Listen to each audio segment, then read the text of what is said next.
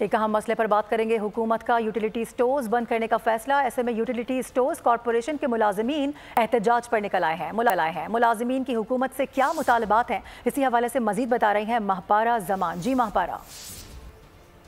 हुकूमत की जानिब से यूटिलिटी स्टोर्स को बंद करने का फैसला किया गया है। इस वक्त मैं इस्लामाबाद ब्लू एरिया में मौजूद हूँ, जहाँ यूटिलिटी स्टोर के जितने भी मुलाजमीन हैं वो सरापा एहतजाज हैं। मुख्तलिफ़ किस्म के इनके मुतालबात हैं और इनका कहना है कि इनको जो मुआशी कत्ल है वो ना किया जाए। अभी हम इनसे जानते हैं कि इनके क्या मुतालबात हैं। आपको क्या लगता है कि हुकूमत ने किन बुनियादों पर यूटिलिटी स्टोर्स को बंद करने का फैसला किया है?